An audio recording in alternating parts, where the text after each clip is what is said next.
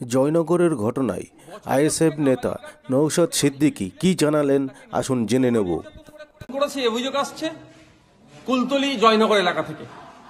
দুর্ভাগ্যের বিষয় আমাদের, যখন তিলোত্তমাকে নিয়ে সারা রাজ্য নয় সারা দেশ উত্তাল, সেই সময় রাজ্যে এ ধরনের ঘটনা কিভাবে ঘটে যাচ্ছে।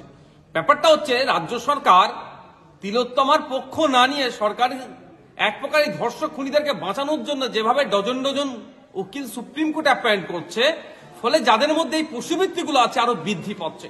কোনোভাবে তাদের কাছে এই মেসেজটা যাচ্ছে যে খনি ধর্ষকদেরকে রাজ্য সরকার আড়াল করছে বা বাঁচিয়ে নেবে, ফলে আমাদের এই দুর্দিন দেখতে হচ্ছে। আমি সরকারকে ধিক্কার নিন্দা জানাচ্ছি। তিনি ল অ্যান্ড অর্ডার সিচুয়েশন যে ক্রিয়েট হচ্ছে বা এই ধরনের ঘটনা ঘটছে, এটাকে রোধ করতে ব্যর্থ হয়েছে।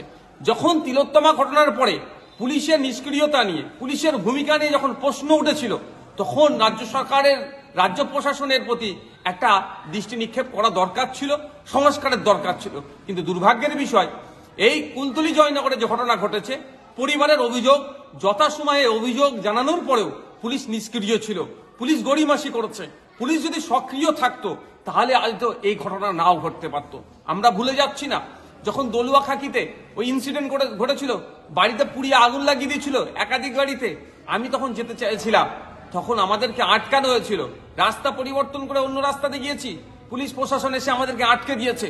পুলিশ সেই সময় যে সক্রিয়তা দেখিয়েছিল আমাদেরকে, এই বনটার জন্য যদি পুলিশ সক্রিয় হতো তাহলে হয়তো এই দিন দেখতে হতো না। দুর্ভাগ্যের বিষয় যে পশ্চিমবাংলার সরকার এবং পশ্চিমবাংলা প্রশাসন ক্রমশ ফেল হচ্ছে, তারা আর দায়িত্ব নিতে পারছে না। আমি আশা করব মুখ্যমন্ত্রীর কাছে, পুলিশ প্রশাসনের কাছে দ্রুত এর সাথে, এই খুনের সাথে, এই যৌন নির্যাতনের সাথে যে বা যারা যুক্ত আছে প্রত্যেককে গ্রেফতার করে ফাস্ট ট্র্যাক কোর্টের মাধ্যমে দ্রুত শাস্তির ব্যবস্থা করা হোক। আর একটা অনুরোধ আমার মুখ্যমন্ত্রীর কাছে, এর যেন আপনি আবার রেড বেঁধে দেবেন না।